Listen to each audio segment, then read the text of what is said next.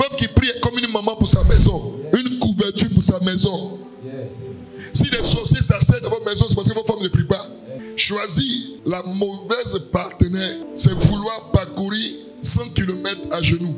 Une femme insoumise est comme une diarrhée dans les entrailles de son époux. La femme insensée fait que l'homme est constamment déséquilibré. C'est pourquoi la plupart des hommes qui ont épousé les femmes insensées aiment bien les after-work après le travail. Ils ont peur de rentrer à la maison à cause de ce qu'il y a une femme insensée qui les attend. La femme insoumise, le premier signe pour la reconnaître, quand elle marche avec son mari, elle est toujours devant. Parce que la femme insoumise, tellement elle ne croit pas que son homme est son autorité, elle se fait elle-même autorité. Et ça devient naturel pour elle. Dès qu'elle marche avec son mari, elle ne sait pas pourquoi elle est devant. C'est des choses que vous négligez, mais c'est des signes que le diable utilise.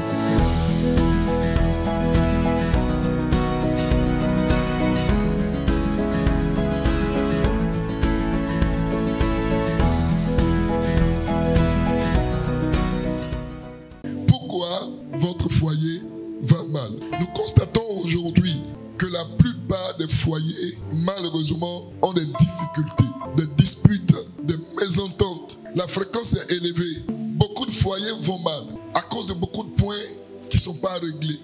Chaque partie dans le foyer veut montrer à l'autre que c'est elle qui a la capacité, l'intelligence, le savoir pour guider, pour diriger les choses. Et c'est pourquoi les foyers vont mal. Aucun des époux n'occupe sa place véritablement. Si chaque personne occupe sa place, sa responsabilité et fait ce qu'elle doit faire, le foyer ira bien.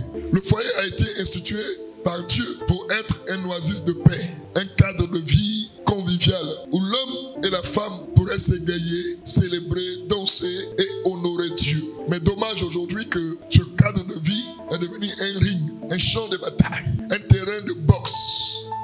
Un terrain où chacun prépare ses gants pour affronter son conjoint. Ce n'est pas le foyer que Dieu a institué. Le foyer ne doit pas être un lieu de bataille entre l'homme et la femme. Le foyer, c'est l'autel sur lequel l'Éternel vient manifester sa présence continuelle. Le foyer est ce cadre que l'homme et la femme présentent à Dieu pour lui permettre de se mouvoir sur la terre des hommes. La Bible dit que la corde à 3 fils ne se rompt pas facilement. Ça veut dire que lorsque les 2 cordes se mettent ensemble, la 3e corde qui vient, c'est celle du Saint-Esprit. Elle vient se réjouir dans l'unité de ces 2 cordes qui ont choisi de marcher ensemble. Quand il pense foyer, il doit penser honorer Dieu. Si tu penses honorer Dieu, tu vas honorer ton épouse. Si tu penses honorer Dieu, tu vas honorer ton époux. La femme a une potentialité inimaginable. Si une femme veut te faire réussir, tu vas réussir. Si une femme veut également te faire échouer, tu vas échouer. Une femme peut bénir sa maison comme la détruire. C'est pourquoi, lorsqu'on veut choisir la femme avec qui on va vivre toute sa vie, il faut être très prudent. Il faut prendre le temps, il faut réfléchir, mais surtout prier énormément. Car si tu choisis la mauvaise partenaire, tu vivras une mauvaise vie. Jusqu'à ce que la grâce de Dieu localise ton foyer et que ta partenaire soit transformée. La femme insensée renverse sa maison de ses propres mains. Choisir la mauvaise partenaire, c'est vouloir parcourir 100 km à genoux. Lorsqu'on se marie à la mauvaise partenaire, on a une vie qui régresse, on a une vie retardée. On ne peut plus aller à l'allure qu'on voulait parce qu'on est constamment en train de régler des problèmes. On n'a plus le temps de réfléchir et mettre sur pied notre vision. On n'a plus le temps de bâtir le devenir parce qu'on a choisi la mauvaise partenaire. Une femme qui a un cœur bâti dans l'amour divin est une femme qui peut bâtir ta vie dans la joie divine.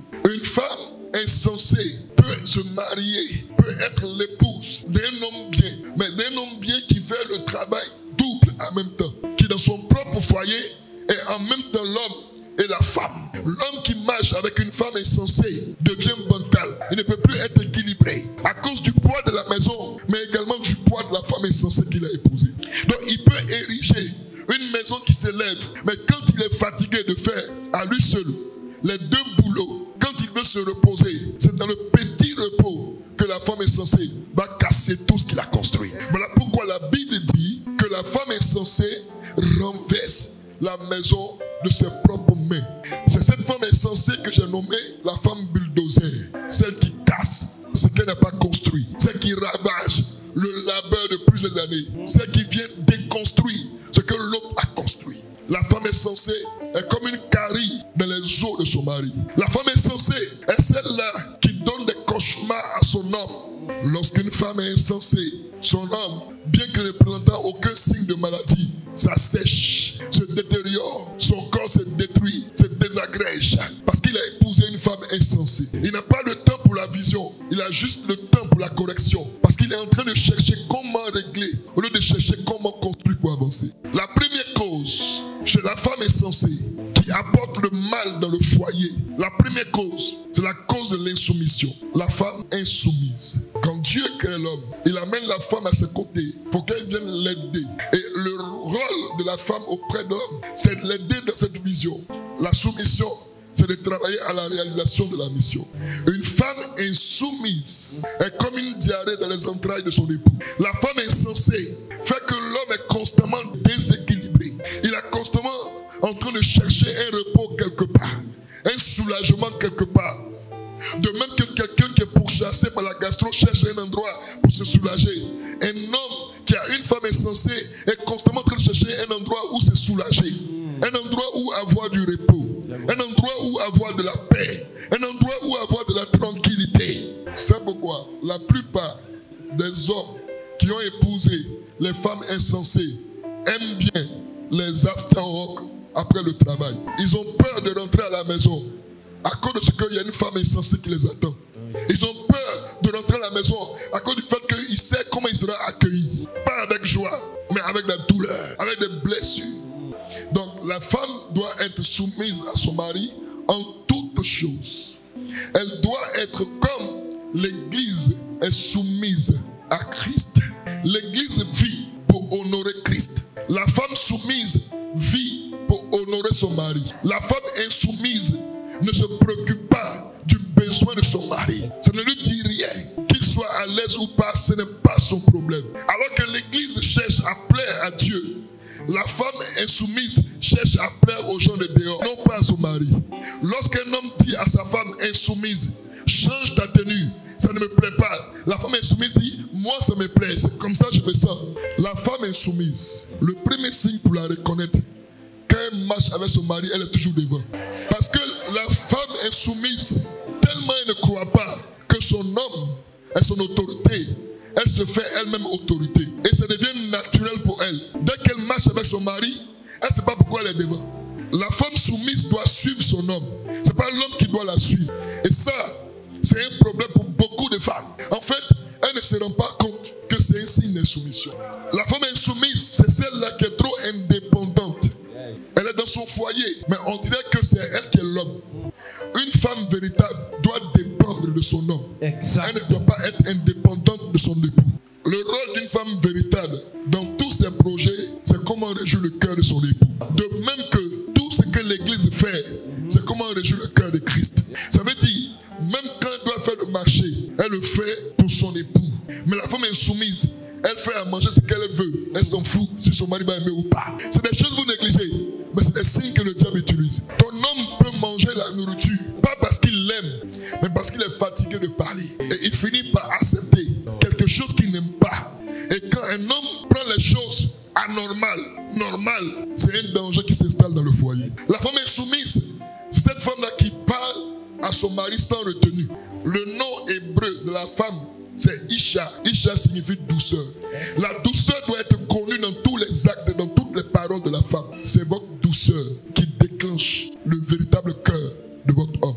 Quand un homme est à l'aise avec une femme douce, elle n'a pas besoin de lui demander quoi que ce soit. Il s'arrange toujours pour l'honorer, pour lui donner des biens. Il s'arrange toujours pour qu'elle soit souriante. Il s'arrange toujours pour qu'elle soit belle. Il s'arrange toujours pour trouver quelque chose pour qu'elle soit heureuse et célébrée dehors. La femme insoumise est celle qui contredit constamment son époux. Est-ce que tu peux parler comme tu veux à Dieu? Est-ce que tu peux parler comme tu veux à Jésus? Pourquoi? Parce qu'il est ton Seigneur. Or la Bible dit que tu es son épouse. Mais pourquoi tu peux honorer Dieu que tu ne vois pas. Et tu n'es pas capable d'honorer ton mari que tu vois. Et ce qui est vilain dans ça, c'est que la femme insoumise ne respecte pas son mari à la maison, mais elle respecte le pasteur qui n'est pas son mari. Quand son mari lui dit fais ça, elle dit non, elle discute avec lui, elle parle à son mari sans retenue, elle s'énerve, elle le contredit. Mais quand le pasteur dit ça, hé mon daddy, mon papouche, ton pasteur ne sera jamais meilleur que ton mari, même si ton mari est pareil. Une femme véritable ne doit pas contredire constamment son homme. Une femme véritable, une femme soumise, c'est celle-là qui analyse ce que dit son homme.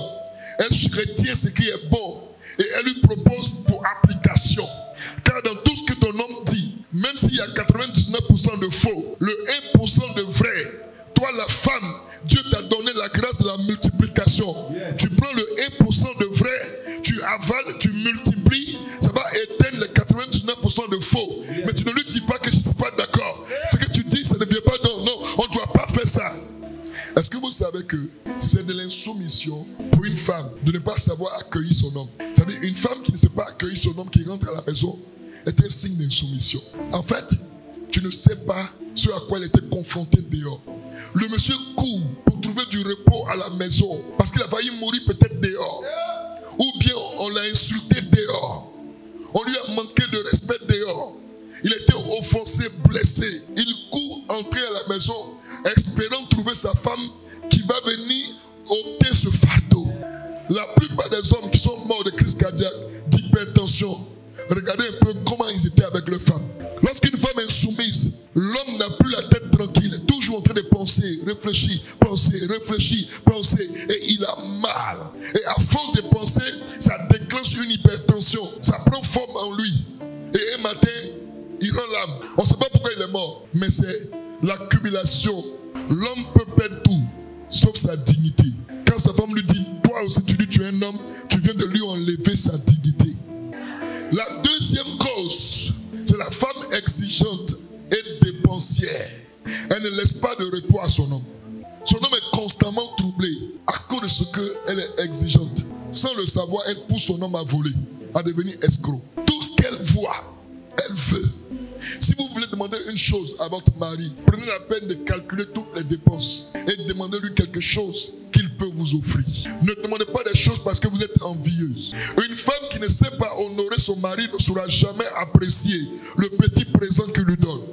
Tu lui offres quelque chose, elle va vérifier pour voir si c'est de la qualité. En fait, le cadeau que ton mari te donne, la qualité du cadeau n'est pas le cadeau. C'est la qualité de son cœur qui donne valeur au cadeau. Yes. Donc ce n'est pas le cadeau que tu dois regarder, mais c'est le cœur qui offre le cadeau. Si tu n'as pas compris cela, tu seras une femme exigeante.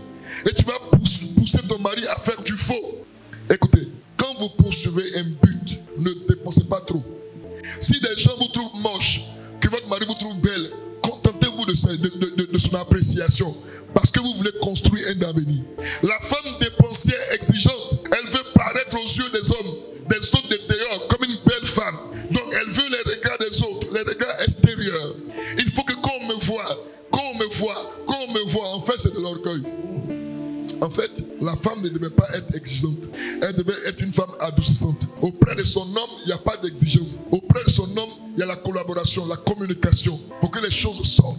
La femme exigeante et dépensière, lorsqu'elle parle à son époux, c'est comme si elle parlait à son employé. Et quand elle demande une chose à son époux, et qu'elle lui dit que ce n'est pas encore le temps, quand elle a un salaire, quand elle a un revenu, pour montrer à son époux qu'il n'est rien, elle sort, et puis elle achète, et puis elle va lui montrer que je n'ai pas besoin de ton argent pour m'offrir. Le problème, c'est que les femmes exigeantes attendent que l'homme les honore, alors qu'elles le déshonorent constamment. Comment tu peux attendre l'honneur de quelqu'un que tu déshonores?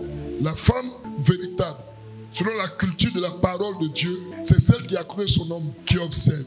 Dans les échanges avec ses amis, si elle doit intervenir, elle intervient toujours dans le sens de son mari. Même si son mari n'a pas raison, elle intervient toujours dans le sens de son mari. La femme exigeante n'a pas une approche facile, a tendance à exposer son mari à un choix. Ou c'est ta famille ou c'est moi. Quand tu fais ça, tu es en train de détruire ton homme. Tu es en train d'enlever la considération qu'il a pour toi. Parce qu'un homme véritable n'a jamais fait un choix entre sa famille et sa femme. Donc quand tu le mets dans une position de choisir entre sa famille et toi, tu es en train de le détruire. Parce qu'il y a une partie de lui qui est pour sa famille. Et il y a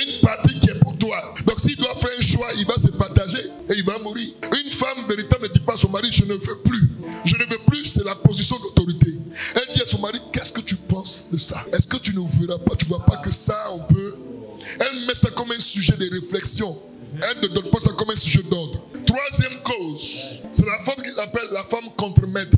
Initialement, dans le lexique français, le mot contre-maître était créé pour montrer des gens qui sont rebelles, qui s'opposent à leur hiérarchie. Et c'est pourquoi dans l'écriture du mot, c'est contre son maître.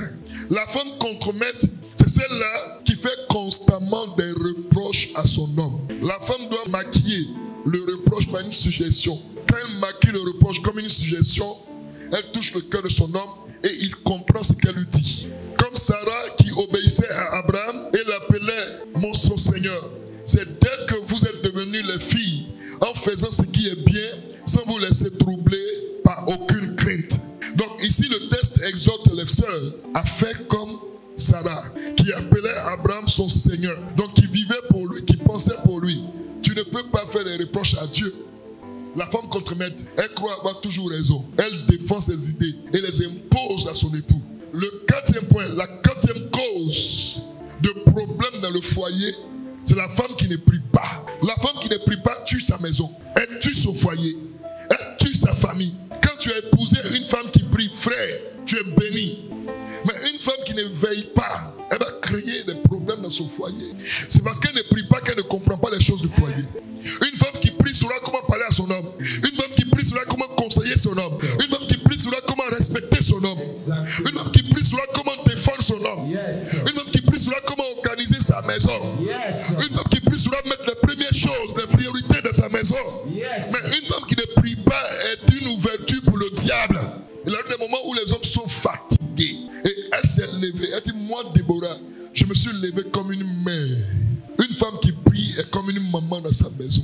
Si les sorciers s'asseyent dans votre maison, c'est parce que votre femme ne prie pas. C'est parce qu'elle prie qu'elle veille sur les enfants. C'est parce qu'elle prie qu'elle éduque bien les enfants. C'est parce qu'elle prie qu'elle sait parler à son époux. C'est parce qu'elle prie qu'elle sait accueillir son homme. C'est parce qu'elle prie qu'elle sait respecter, honorer son homme.